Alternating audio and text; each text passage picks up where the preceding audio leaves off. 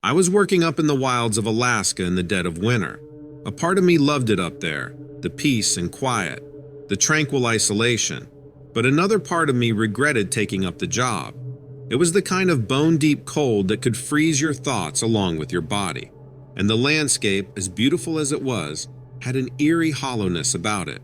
And there I was, miles away from the nearest human settlement, trying to find my way back to camp after a long day of surveying for a new pipeline.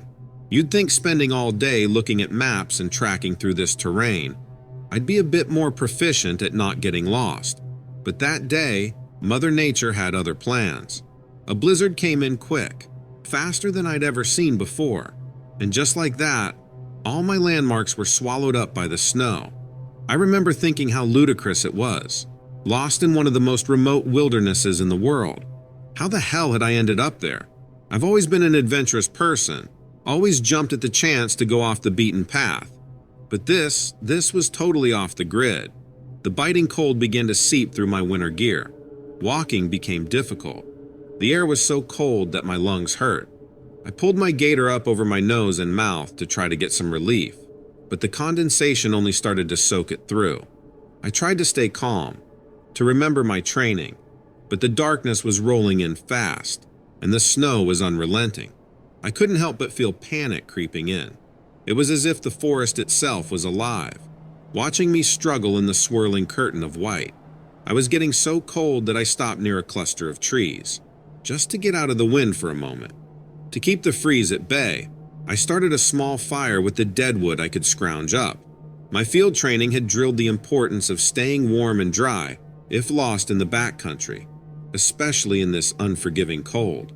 I huddled up close to the flames, trying to shake off the chill that seemed to cling to my bones.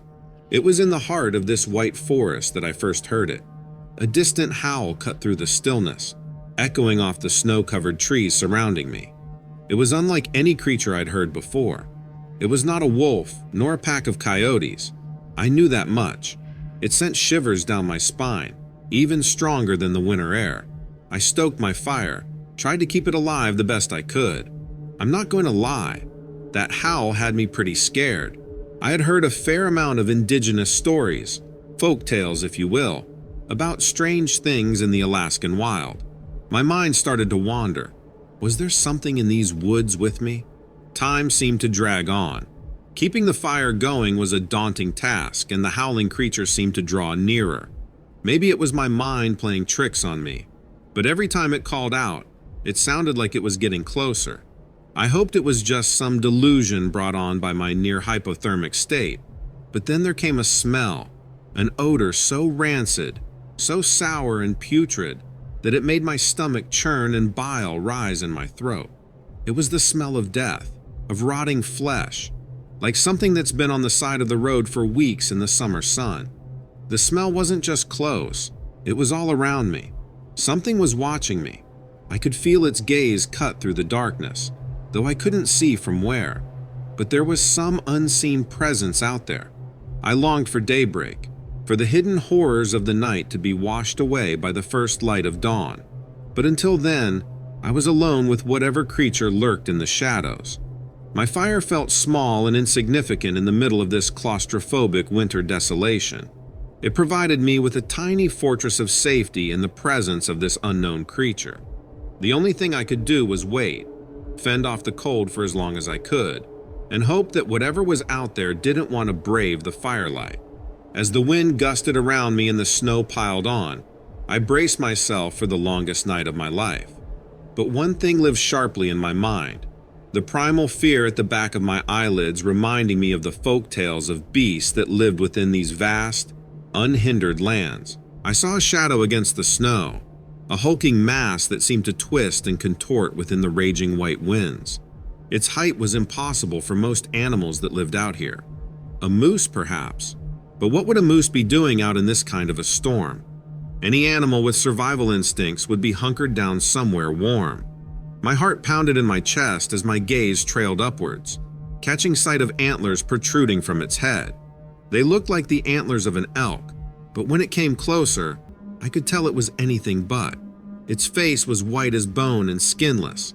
There was hair and hide covering the rest of its body, but it looked like the head had been skinned and the hide peeled away. There was no nose or eyes. This thing was not from this world. I knew that much. Nothing could have survived its entire head being skinned and all the muscle pulled away. And how could it see without eyes? The legs were long and spindly, not unlike those of an elk or a deer, but it moved with an eerie grace, even within the blizzard's chaotic grasp. As it edged closer, the smell of rotting flesh intensified. What do you even do in that kind of a situation? Scream? Run? I did neither. The terror that seized me was paralytic. But then, something even more bizarre happened. The creature looked right at me with its empty eye sockets. I sincerely thought I was going to die at that moment, but it just stood there. It made some silent decision, and then it began to move, not toward me, but away through the trees. I don't know what I was thinking, but I felt an undeniable urge to follow it, so I did. I was pretty sure I was dead anyway. The snow kept falling, and I was starting to get hypothermic now for real. I didn't have anything to lose. I followed the beast for what felt like an eternity, stumbling through the dense woods. The creature moved slowly, as if it was waiting for me to catch up. Was it leading me to my death? At that moment, the only thing I cared about was getting out of the cold. Any way I could. The dawn was beginning to break when finally, I saw the familiar outline of my camp emerging out of the snowstorm. I turned to look back, but the creature was already dissipating into the frosty thicket, its monstrous form disappearing amidst the growing light of day. Just like that, it was gone. I was left standing there half frost-bitten, half delirious, and utterly bewildered. Was it truly guiding me, or was I merely fortunate that its path coincided with my own?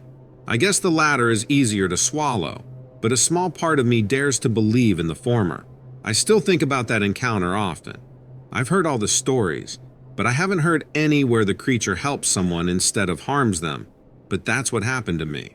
Why did it do what it did? Your guess is as good as mine.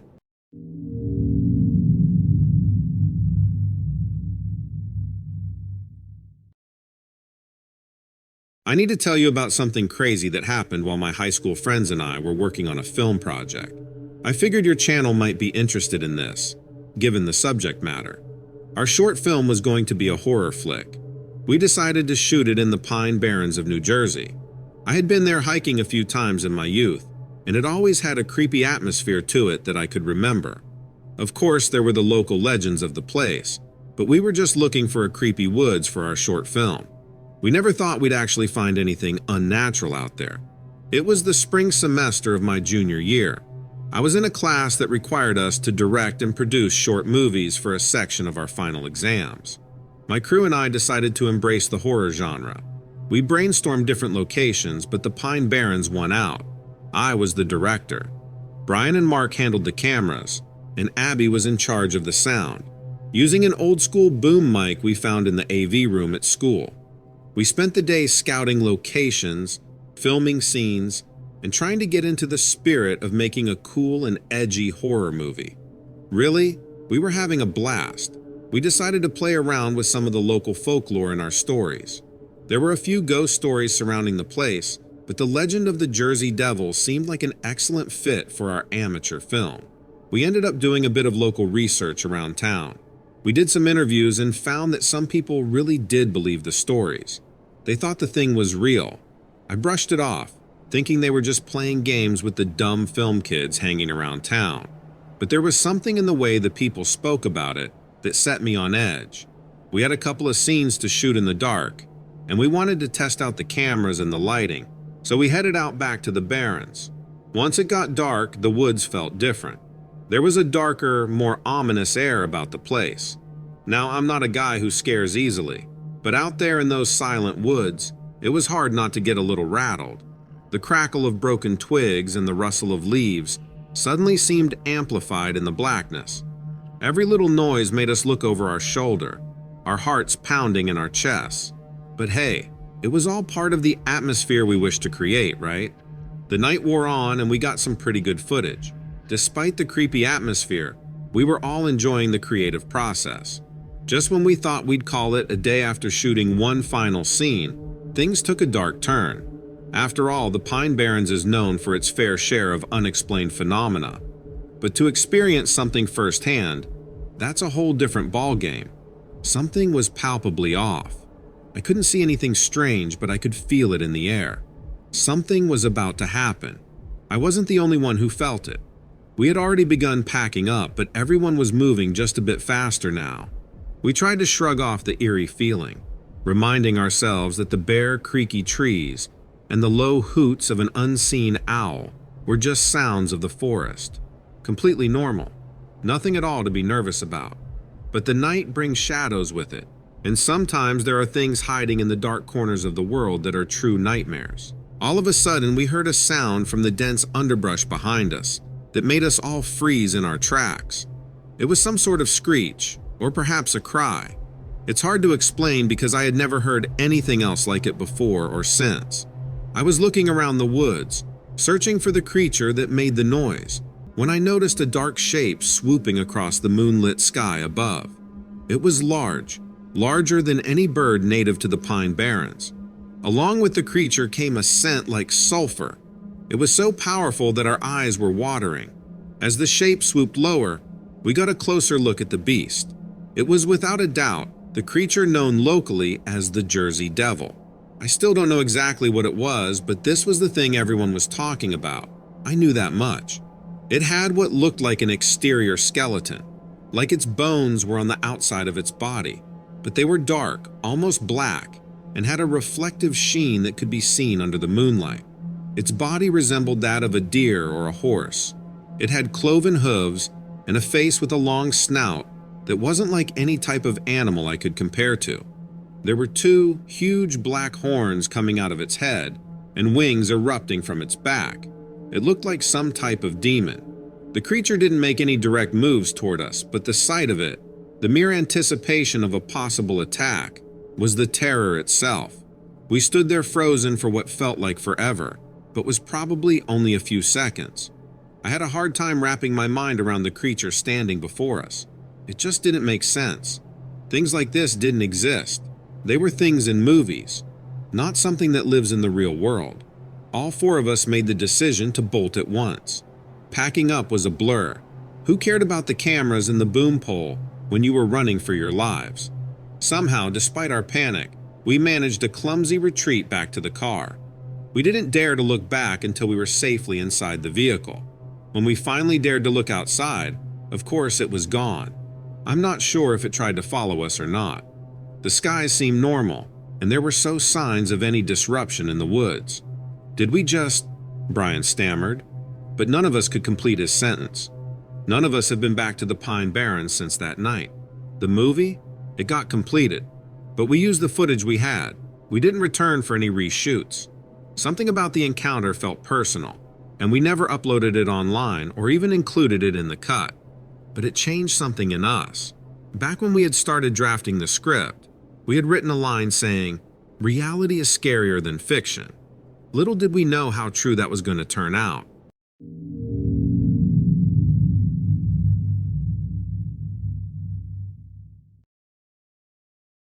So I want to share a story. It's not your everyday tale, and to be honest, there's not much about it that you could call normal. It happened 2 years ago, in the heart of summer. I found myself hiking through the Appalachian Mountains. There's nothing that can quite match up to the sheer rugged beauty of those mountains. But beauty can hide things, dark things. It can cover up the strange, the bizarre, and the downright terrifying. To tell you the whole truth, I hadn't planned on a solo hiking trip. It had been a tough few months preceding that little escapade, and I was in desperate need of a change. I was tired of the city, tired of the noise, and tired of people. I was craving solitude, adventure, and a bit of a challenge. I figured I could achieve all three of those out in the wilderness, and the Appalachian Mountains seemed as good as any place to find it. There I was, with a week's worth of food in my rucksack, my camping gear, and not much else. There's a kind of freedom in simplifying your life down to the bare essentials, and I was loving it. The first few days were nothing short of amazing. I explored the beauty of the mountains and made my camp wherever the sun found me at the day's end. I relished the isolation, the peace, the quiet. Solo trips weren't normally my thing, but I was so glad I went. On my third day into the trip, the trail led me to this secluded area adorned with tall trees and a steep cliffside. Tucked into the side of the mountain was a hidden cave entrance, partly camouflaged by the thick foliage around it. I've always had a thing for caves. The dark, the mystery, the unknown, and the chance to explore something that few, if any, other people had seen before. I know it probably wasn't a good decision to go alone, but I decided to check it out anyway. I unpacked my headlamp, pocket knife, and strapped on my hiking boots. While making my way toward the cave entrance, the familiar sounds of the forest seemed to silence. No bird songs echoed, no rustle of leaves from darting squirrels. Everything was quiet, and eerily so. Pushing the unease aside, I shrugged it off as just the echo from the surrounding mountains. As I breached the threshold of the cave, I was met with a gust of chilling wind that was out of place in the warm weather. My headlamp pierced through the cave's darkness, casting long, distorted shadows upon the rocky walls. Normally, I was down to explore places that were a bit frightening or macabre, but there was something about this place that made me worried. I ventured down into the cave a little further. The smell of damp earth grew stronger as I descended deeper. The walls were slick with moisture and pioneer organisms that took advantage of the steady conditions. Caves can be tricky to navigate. You don't always realize you're in too deep until it's too late. After I'd been poking around for a while, my headlamp at its highest setting, I started noticing strange symbols littering the cave walls. It was faint, almost as if it was engraved centuries ago and weathered by time and elements. I leaned closer to catch the minute details of the symbols. The engravings were intricate, almost familiar, but nothing I could immediately identify. Suddenly, out of nowhere, a strange mechanical clicking noise echoed in the cave. My blood ran cold as I turned around searching for the source of the sound. What I saw then, in that fleeting beam of my light, shook every bone in my body to the core. The creature before me appeared almost human, or like something that used to be a human. It was thin and ribby.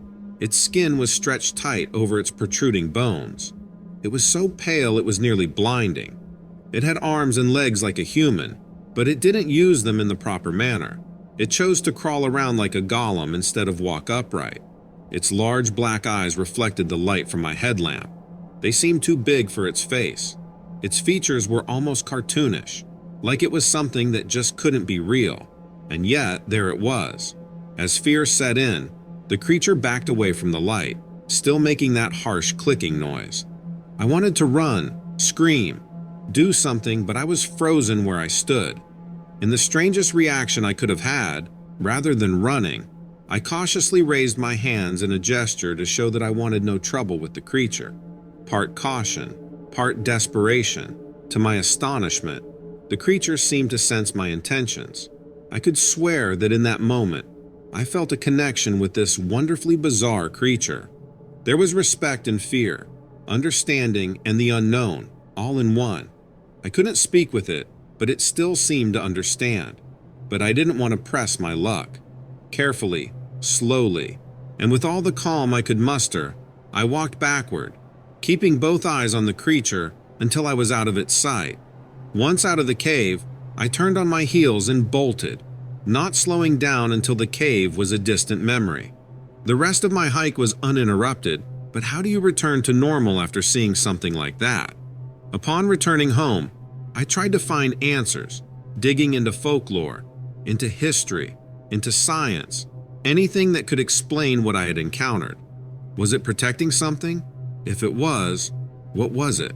Those symbols on the cave wall came across my mind repeatedly, an itch in the back of my brain that demanded attention, but I couldn't find any information that helped solve my mystery. I've experienced things and met a creature that has left me with more questions than answers. And strange as it may sound, I find a certain beauty in it. The mystery, the chase, the thirst for more knowledge, and the realization that there's so much about this world that we do not know.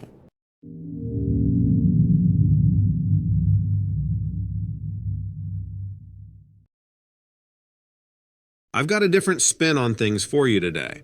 I'm a night shift radio host out of Nevada. I run this Creatures of the Night segment where I get calls from folks sharing their out-of-this-world experiences.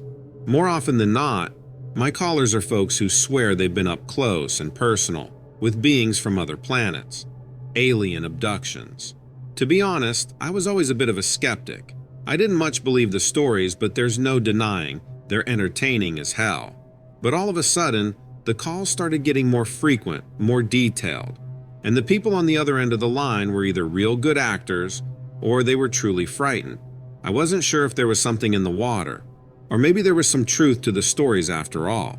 It was just another night on air for me, clutching a lukewarm coffee and shooting the breeze with my listeners. Tonight was a full moon, and it seemed like a magnet for crazy callers. I was looking forward to hearing some exciting new tales, real or not. Most nights are a blur of tall tales and urban legends. Some were goofy while others downright chilling. But as the night fell, an uncomfortable sensation washed over me. I couldn't quite place it, but I had a feeling that this wouldn't be any old, ordinary night. Having second thoughts about this Creature Encounters segment was nothing new.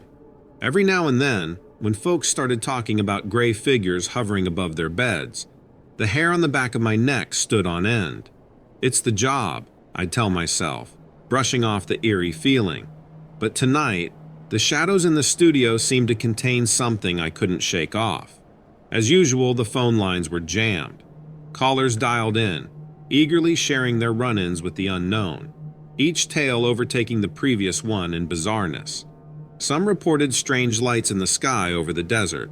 Others spoke of lost time episodes or weird dreams that left a physical mark on their bodies. I laughed it off as I usually did, but tonight, their stories were giving me goosebumps. Before long, the show took a weird turn. There was a sudden surge in the number of callers, claiming to have encountered the Greys. Those are the little aliens with the big bobbleheads.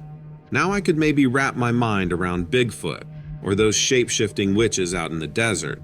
But I'll admit, I had a hard time believing in aliens. One female listener, Janice calling in from Elko, shared a particularly disturbing close encounter that night. She spoke in a chilling, hushed tone, sharing her traumatic experience of a night visit from these so-called Greys. Janice's tale was one for the books. Besides the details she shared with a quivering voice, something else hung in the silence between her words. An insidious unease that didn't belong in my usually jolly late-night entertainment show. As the night became eerily silent, the studio seemed like it held an electrical charge, just waiting for something unsettling to break loose. I felt a sudden rush of dread that had no explanation. It was absolutely insane. A chill shot down my back and I could hear my heart pounding in my ears. It was so loud that I wouldn't be surprised if the mics picked it up. And yet, there was no reason for it. Nothing was happening. I couldn't shake the feeling, but there wasn't anything I could do about it. I was on the clock. Picking up another call, I braced myself for one more tale before calling it a night. But for all my skepticisms and bravado, nothing could have prepared me for what was coming next. My regular broadcast was interrupted by a series of bizarre signals. An onslaught of high-pitched beeps, followed by squelching static, began to drown out my steady voice, making it impossible for my listeners to hear me. The dials and frequencies on the control panel danced wildly, and the lights dimmed. Of course, I thought. It's the paranormal show that goes on the fritz after dark. I tried to laugh it off internally, but I knew there was something else at work. My earlier sense of high-spirited adventure was replaced by a heavy lump in my throat. This wasn't the day-to-day technical hiccup one might expect with an older radio station. My signal had been hijacked from some untraceable and unknown source. All around me, the once familiar equipment buzzed and flickered, as if possessed. I searched around the room for anything out of place that I might be able to fix.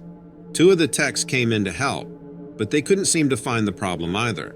And then I started to think, was it a simple malfunction, or was something otherworldly at play here? Could it be that my callers were not so crazy after all? Things suddenly settled down out of nowhere, and I got back on the air. The techs didn't know what happened, but we were back online. So I continued my show and picked up another caller, and yet another story of the infamous Greys. And then the same thing happened. The studio room went haywire once again, and I had no choice to call it and bid my listeners farewell for the night. But even as the broadcast ended, I couldn't shake off the feeling that something wasn't quite right. As the darkness of the night enveloped the studio, I sat there alone, replaying the night's bizarre happenings. I mulled over each of my listeners' chilling tales of the Greys. Suddenly, their stories didn't sound so far-fetched. I continued on with the show, and a strange pattern emerged. Whenever someone would call in about the Greys, they would be cut off by what the studio can only describe as technical difficulties. It was the same ordeal. All of the systems would glitch at the same time and prevent the callers from telling their stories. This didn't happen with tales of other creatures. They all got through just fine. Now, I'm not saying aliens are real, but there is something out there listening to my late-night show, and it doesn't want anyone talking about the Greys. Take from that as you will.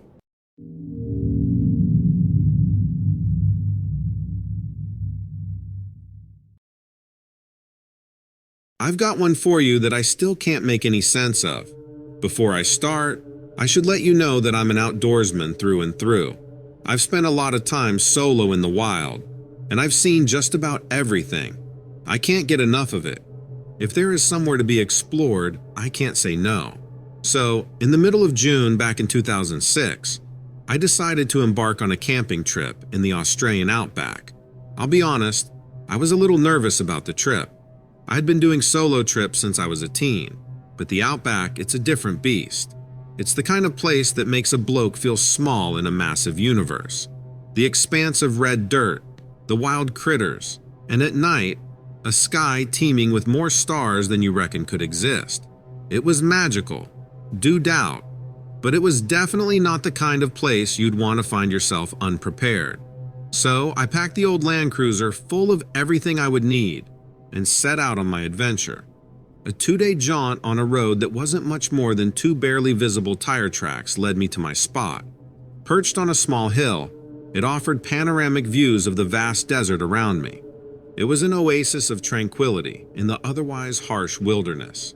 Dinner wasn't anything to write home about, but there is something about camping that just makes the simple joys of tinned beans and damper bread taste like heaven. As dusk painted the evening sky, I couldn't have been happier. I cleaned up my food and set up camp for the night. Serenaded by the distant howls of dingoes, I slipped into a restful sleep. I was excited about the days to come on this adventure, but that feeling wouldn't last long, as I was soon to find out. I was awoken suddenly in the night by a cold wind. It was colder than any winter night I'd ever experienced, and completely out of place. The desert can get cold at night. No arguments there, but this was something else. It was like someone stuck me in an ice box. What I first thought were noises made by a curious dingo turned into eerie squeals and strange calls that I couldn't identify. I listened closer, trying to make out the creature's identity, but then it stopped. A silence came over the landscape that felt strange, heavy even. Nothing moved, not a leaf rustled, and even the local nocturnal critters had gone eerily quiet. An errant breeze whirled through, sending up small clouds of red dust. There was something strange on the horizon. I could tell that much, but I was woefully unprepared for what it would turn out to be. I scrambled out of my tent while maintaining a death grip on my torch. I noticed strange tracks around my camp. They were large and oddly shaped in the soft sand. Luckily, it seemed that whatever made the tracks had headed away in the opposite direction. And yet, a peculiar stillness hung in the air. Now, I'm not the type of person to talk openly about my weaknesses, but I was so afraid in that moment that I could taste it in the back of my throat.